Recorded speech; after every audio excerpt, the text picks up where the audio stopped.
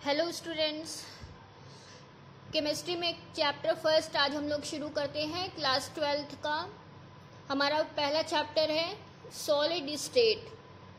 तो चलिए शुरू करते हैं। सॉलिड क्या होता है?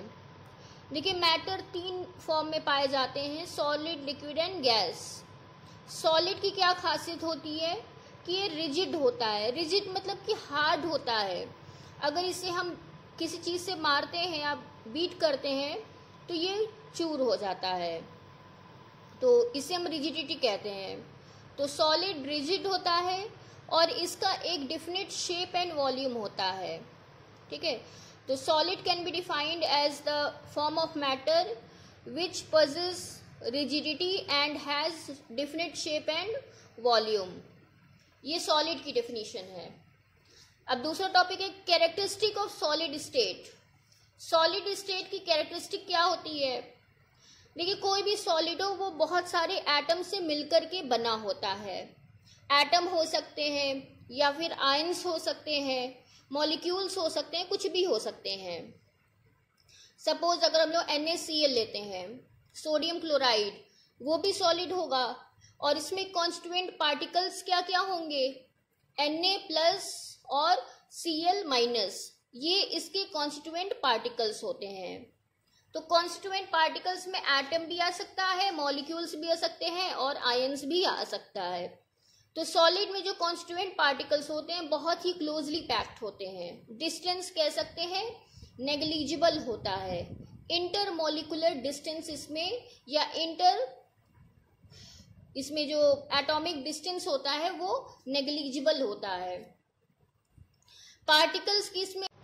तो पार्टिकल्स अपने पोजीशन पे फिक्स रहते हैं और सिर्फ ये ऑसिलेट कर सकते हैं। ऑसिलेट मतलब यानी कि अगर इनको हीट एनर्जी दी जाए, टेम्परेचर बढ़ाया जाए तो अपने पोजीशन पे रह करके ये वाइब्रेट कर सकते हैं सिर्फ। इसके अलावा इनकी रिजिडिटी बहुत हाई होती है, डेंसिटी इनकी बहुत हाई होती है, क्योंकि जो कॉन्स्टिट्यूएंट पार्टिकल्स होते हैं बहुत ही क्लोजली पैक्ड होते हैं।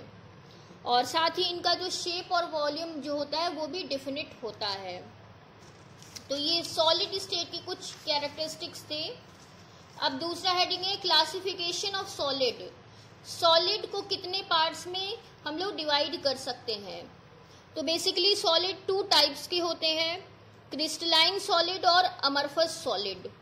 क्रिस्टलाइन सॉलिड को ही ट्रू सॉलिड भी कहा जाता है और अमरफस सॉलिड को स्यूडो सॉलिड कहा जाता है। स्यूडो का मतलब होता है फॉल्स। तो दोनों में हम लोग डिफरेंस देख लेते हैं क्या है। क्रिस्टलाइन सॉलिड में लॉन्ग रेंज ऑर्डर होता है, यानी कि क्रिस्टलाइन सॉलिड में जो पार्टिकल्स होते हैं वो एक पैटर्न में अरेंज होते हैं और ये जो पैटर्न होता है काफ़ी दूर तक अरेंज होता है, इसलिए इसको लॉन्ग रेंज ऑर्डर कहा गया है। और शॉर्ट रेंज ऑर्डर में क्या होता है, जो पार्टिकल्स होते हैं वो सिर्फ कुछ दूर तक ही पैटर्न में अरेंज होते हैं। इनको ट्रू सॉलिड्स कहा जाता है क्योंकि ये किसी भी टेम्परेचर पे सॉलिड ही होते हैं। स्यूडो सॉलिड क्यों कहा गया है अमरफस को? क्योंकि अगर जब हीट बढ़ाते हैं, इनका टेम्परेचर बढ़ाते हैं तो ये लिक्विड्स में चेंज हो जाते हैं। जैसे कि रबर हो गया, ग्लास हो गया, अगर इन सबको हीट करेंगे तो ये लिक्विड्स में चेंज हो जाएंगे। फिर है रेगुलर अरेंजमेंट। क्रिस्टलाइन सॉलिड्स में पार्टिकल्स का एक डेफिनिट और रेगुलर अरेंजमेंट होता है, जबकि अमरफस में ऐसा नहीं होता है। ये सुपर कूल्ड लिक्विड होते हैं, यानी कि जब इनको ठंडा करेंगे तो ये सॉलिड में चेंज हो जाएंगे। ठीक है, सेम चीज है डेफिनिट लैटिस स्ट्रक्चर। इनका एक लैटिस का पूरा स्ट्रक्चर होता है। और जो अमरफस सॉलिड्स होते हैं ये हीट करने पे फ्लो करने लगते हैं। इसका सबसे अच्छा एग्जांपल है कि जो पुराने बिल्डिंग्स होते हैं जिनके खिड़कियों के में कांच लगे होते हैं, तो देखते होंगे कि काफ़ी साल बाद जो होता है नीचे की जो कांच होती है वो मोटी हो जाती है। क्यों? इनके ऊपर धूप पड़ने की वजह से जो कांच होता है वो पिघल करके नीचे जमने लगता है, तो हीट करने पे ये फ्लो करने लगते हैं। क्रिस्टलाइन सॉलिड, इनकी जो मेल्टिंग पॉइंट होती है बहुत ही शार्प होती है, हाई होती है। अमरफस सॉलिड को जो हम लोग हीट करेंगे तो ये सॉफ्ट हो जाते हैं। क्रिस्टलाइन सॉलिड एनाइसोट्रॉपिक अरेंजमेंट होता है या प्रॉपर्टी होती है, और अमरफस की आइसोट्रोपिक प्रॉपर्टी क्या होती है। ये दोनों प्रॉपर्टीज होते क्या है अभी आगे हम लोग डिस्कस करते हैं। इसके अलावा क्रिस्टलाइन सॉलिड को जब हम लोग कट करेंगे तो क्लीन कट देंगे, क्लियर कट देंगे, लेकिन अमरफस सॉलिड को अगर हम लोग काटेंगे तो ये इर्रेगुलर कट देगा। ठीक है, तो ये सभी इनके कैरेक्टरिस्टिक्स थे। अब बहुत ही इंपॉर्टेंट है आइसोट्रोपिक एंड एनाइसोट्रोपिक प्रॉपर्टीज, ये देख लेते हैं। ये बहुत इंपॉर्टेंट प्रॉपर्टी है। तो आइसोट्रोपिक प्रॉपर्टी क्या होता है? कुछ मटेरियल्स ऐसे होते हैं कि किसी भी डायरेक्शन में जाइए तो उनके सभी जो प्रॉपर्टीज होते हैं वो सेम होते हैं। यहाँ पे मैंने सॉलिड के कुछ कॉन्स्टिट्यूएंट पार्टिकल्स बनाए हैं। ठीक है, अब देखिए, चाहे आप वैसे ये एग्जाम्पल जो है एनाइसोट्रोपिक प्रॉपर्टी शो कर रहा है।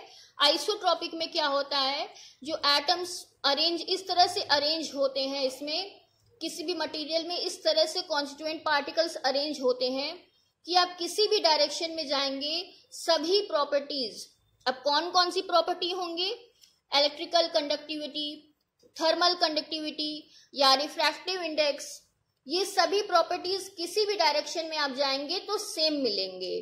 तो इसी को हम लोग कहते हैं आइसोट्रोपिक प्रॉपर्टी। दूसरा आता है एनाइसोट्रोपिक प्रॉपर्टी, यानी कि ऐसे सब्सटेंस जिसमें डायरेक्शन चेंज होने पर इन सभी प्रॉपर्टीज की जो वैल्यू है ये भी चेंज हो जाती है। जैसे कि यहाँ पे मैंने बनाया हुआ है, ये एनाइसोट्रोपिक प्रॉपर्टी शो कर रहा है। किस तरह से, देखिए मैंने यहाँ पे एक लाइन बनाया हुआ है और इसमें पार्टिकल्स देखिए दो तरह के हैं, एक व्हाइट पार्टिकल्स, डार्क फिर व्हाइट फिर डार्क, और इस तरह से अगर आप ऊपर की ओर जाएंगे तो देख रहे हैं यहाँ पे सभी ब्लैक पार्टिकल्स हैं और इस तरफ सभी व्हाइट पार्टिकल्स हैं। तो पार्टिकल्स में आप डिफरेंस यहाँ पे देख रहे हैं, तो इसी वजह से इनकी प्रॉपर्टी भी डिफरेंट हो जाती है। इस डायरेक्शन में जाएंगे तो सभी प्रॉपर्टीज जैसे कि electrical conductivity, thermal conductivity, refractive index, ये सभी चेंज हो जाएंगे। इस डायरेक्शन में जाएंगे तब भी चेंज होंगे, इस डायरेक्शन में जाएंगे तब भी चेंज होंगे। तो जब प्रॉपर्टीज चेंज हो जाती है विद रिस्पेक्ट टू डायरेक्शन तो उस प्रॉपर्टी को हम लोग कहते हैं एनाइसोट्रोपिक प्रॉपर्टी, और जब प्रॉपर्टीज नहीं चेंज होती है तो उस प्रॉपर्टी को बोलते हैं आइसोट्रोपिक प्रॉपर्टी। तो ये बेसिकली अमरफस और क्रिस्टलाइन सॉलिड में डिफरेंस करने के लिए है। अब क्रिस्टलाइन सॉलिड का डिफरेंस क्या, एग्जाम्पल क्या हो सकता है, NaCl हो गया, KCl हो गया, ये सभी क्या है, क्रिस्टलाइन सॉलिड के एग्जाम्पल्स हैं। और अमरफस में क्या आ जाएगा, आपका रबर आ जाएगा, ग्लास आ जाएगा। ठीक है, ये सभी क्या है, अमरफस सॉलिड्स हैं। तो आज हम लोगों ने क्या पढ़ा, बेसिकली सॉलिड की कुछ प्रॉपर्टीज पढ़े, कैरेक्टरिस्टिक्स पढ़े और सॉलिड की क्लासिफिकेशन पढ़े। सॉलिड्स को 2 पार्ट्स में डिवाइड किया गया है, क्रिस्टलाइन एंड अमरफस, इन दोनों की भी प्रॉपर्टी पढ़े और सबसे important isotropic and anisotropic properties के बारे में पढ़े। आई होप आप लोगों को समझ में आया होगा। अब अगले वीडियो में आगे की टॉपिक्स हम लोग डिस्कस करते हैं।